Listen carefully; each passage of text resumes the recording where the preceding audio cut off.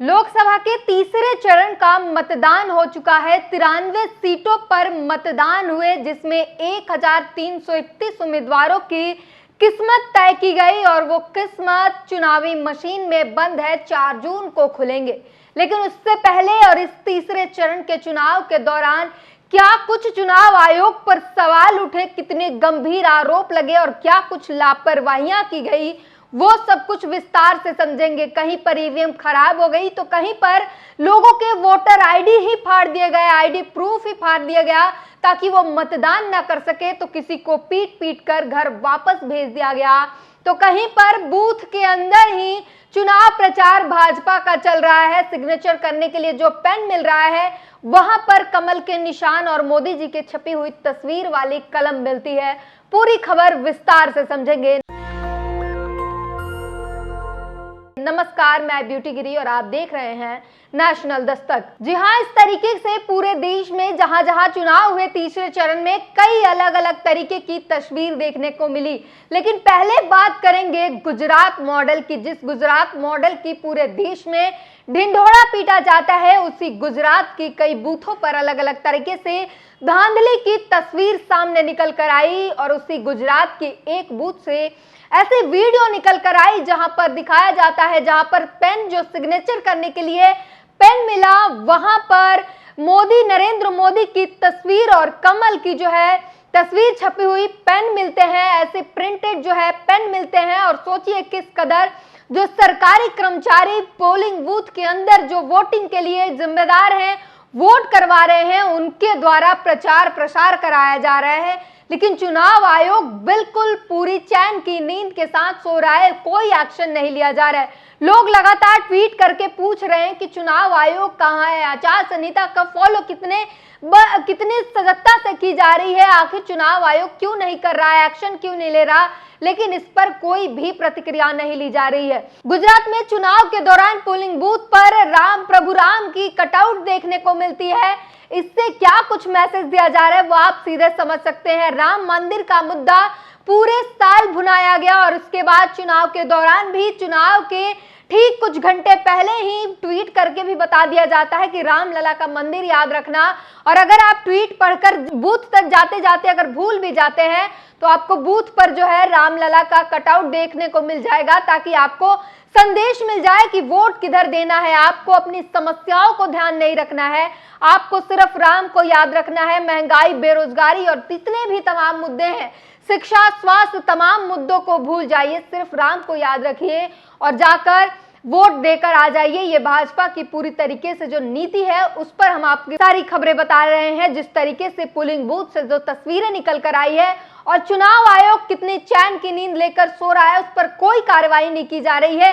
तमाम पॉलिटिशियन हो या पत्रकार हो या तमाम और भी एडवोकेट्स हो, सभी आवाज उठा रहे हैं, लेकिन चुनाव आयोग को किसी के सवालों का कोई जवाब नहीं देना है, ना ही कोई एक्शन लेना है। तमाम लोगों ने प्रतिक्रिया दी है। क्या कुछ लिखा है वो सबसे पहले हम आपको बता देते हैं।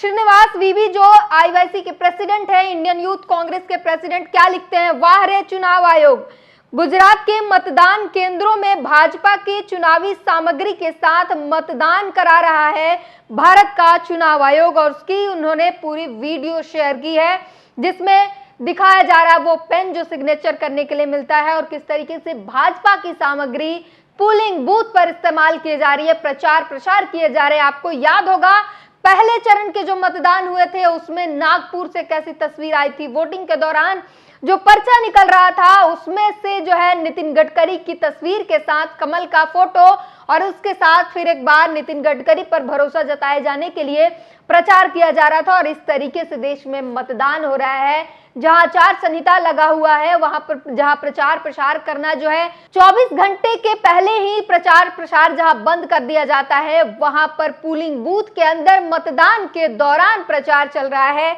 और चुनाव आयोग इस पर कोई एक्शन नहीं ले रहा है। वहीं महुआ मोइत्रा ने लिखा है, चुनाव आयोग कोई बहरा, गूंगा और अंधा नहीं है, वो खुद से मोदी के नफरत भरे भाषण और कानून के उल्लंघन में शामिल है। इस तरीके से जो है महुआ मोइत्रा टीएमसी नेता हैं और वो साफ कह रही हैं कि चुनाव आयोग जो है वो प्रधानमंत्री नरेंद्र मोदी के नफरती भाषणों में शामिल है। उसे सब कुछ दिखता है, वो जानबूझकर इग्नोर करता है। रवीश कुमार ने जो है लिखा है, गुजरात के मतदान केंद्र के बाहर भगवान राम के कटआउट लगे हैं, कोई चुनाव आयोग बचा है। वहीं एक और तस्वीर आई है संभल से, जहां पर संभल पुलिस पर आरोप लगे कि मुसलमानों को वोट देने से रोकने के लिए उनके आईडी प्रूफ ही फाड़ दिए गए। वोटरों ने आरोप लगाया कि पुलिस ने हमारी पर्ची छीन ली, फिर लाठी मारकर भगा दिया। समाजवादी पार्टी ने भी आरोप लगाया कि संभल लोकसभा में पुलिस द्वारा मतदाताओं पर को पीटकर और धमकाया जा रहा है। तो ये जो है बड़ा आरोप है और चुनाव आयोग आखिर कहां है, ये लगातार सवाल उठाए जा रहे हैं। संभल में सोचिए, मुस्लिम जो वोटर हैं उनके आईडी प्रूफ फाड़ दिए गए, उन पर लाठी बरसाई गई, उन्हें मार पीट कर भगा दिया गया। समाजवादी पार्टी ने भी यह आरोप लगाया है कि उन्हें धमकाया गया और वो भी पुलिस के द्वारा। डबल इंजन की सरकार, राम राज्य वाली राज्य में किस तरीके से वोटिंग चल रही है और चुनाव आयोग किस तरीके से अपना काम कर रहा है, उन सब की जो है सीधी तस्वीर आपको देखने को मिल रही है। अखिलेश यादव ने लिखा है, बीजेपी के लोग मैनपुरी बूथ लूटने की तैयारी कर रहे हैं। वही रवीश कुमार का एक और ट्वीट है जिस पर बोलता भारत ने लिखा है, ये धर्म के नाम पर वोट मांगना नहीं तो क्या है, किसी को पता है चुनाव आयोग कहाँ है। और इसके साथ उन्होंने गुजरात समाचार की एक तस्वीर जो है वो उसका फ्रंट पेज शेयर किया है, जिस पर मोदी जी की पूरी पूजा पाठ वाली और राम मंदिर की तस्वीर दिखाई जा रही है। तो क्या कुछ ये चल रहा है, धर्म के नाम पर एक तरफ चुनाव आयोग कहता है जाति और धर्म के नाम पर वोट नहीं लिए जाएंगे और दूसरी तरफ जो छूट दी जा रही है सिर्फ एक पार्टी को, और किस हद तक छूट दी जा रही है उसकी सारी सबूत आपको सोशल मीडिया पर मिल रहा है। वहीं शिवपाल यादव ने भी गंभीर आरोप लगाए। शिवपाल यादव ने अधिकारियों पर लगाए गंभीर आरोप, बोले कि जनता से क्रूर व्यवहार कर रहा है, मतदान करने से रोका जा रहा है। तो यहाँ पर जो है सीधे सीधे जो चुनाव आयोग के पर सवाल उठ रहे हैं और उत्तर प्रदेश में पुलिस फोर्स पर जो है बड़े आरोप लग रहे हैं कि मतदाताओं के साथ क्रूरता भरे व्यवहार किए जा रहे हैं, उन्हें वोट देने से रोके जा रहे हैं, भेदभाव किए जा रहे हैं। समाजवादी पार्टी ने लगातार ट्वीट किया है। मैनपुरी लोकसभा के किसनी में बूथ संख्या 356 और 357 पर भाजपा प्रत्याशी द्वारा की जा रही पोलिंग डंप, वोटरों को भगाया जा रहा है, संज्ञान ले चुनाव आयोग, निष्पक्ष मतदान सुनिश्चित करे। मैनपुरी लोकसभा में भोगांव में बूथ संख्या 94 पर भाजपा के लोगों द्वारा कराया जा रहा है फर्जी मतदान। मैनपुरी लोकसभा की किसनी बूथ पर संख्या 342 और 343 पर भाजपा के लोगों द्वारा की जा रही है बूथ कैप्चरिंग। वहीं एक और ट्वीट है, मैनपुरी लोकसभा की किसनी में बूथ संख्या 384 पर लंबे समय से ईवीएम खराब होने की सूचना, इलेक्ट्रॉनिक वोटिंग मशीन की खराबी और कुछ स्थानों पर चुनाव बहिष्कार की खबरें आई है। समाजवादी पार्टी ने अपने सोशल मीडिया प्लेटफॉर्म एक्स के जरिए ऐसा लगातार आरोप लगाया है। अधिकारियों का कहना है कि कहीं भी ईवीएम या अन्य गड़बड़ी की सूचना नहीं मिल रही है, तत्कालीन जो भी मिल रही है उसे ठीक करने की कोशिश की जा रही है। तो समाजवादी पार्टी ने लगातार कल वोटिंग के दौरान ट्विटर पर लगातार जानकारियां दे रही थी और बता रही थी कहां पर किस तरीके का माहौल है और वहां पर किस तरीके से वोटरों के साथ व्यवहार किया जा रहा है। और कल कई जगहों पर जो है ईवीएम भी खराब हुए, कई जगहों पर लोगों ने सड़कों और तमाम शिक्षा स्वास्थ्य के मुद्दों को लेकर जनता ने चुनाव का बहिष्कार भी किया है। ये कल के तीसरे चरण में जो चुनाव हुए उसमें तमाम जो बड़ी खबरें निकल कर आई वो सब कुछ हमने आपको बताया। इस पूरी बातचीत पर अपनी प्रतिक्रिया जरूर दीजिए।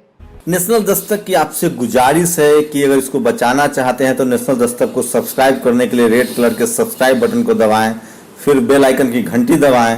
नेशनल दस्तक को बचाने के लिए बहुत जरूरी है कि हर खबर को शेयर करें, लाइक करें, कमेंट जरूर करें।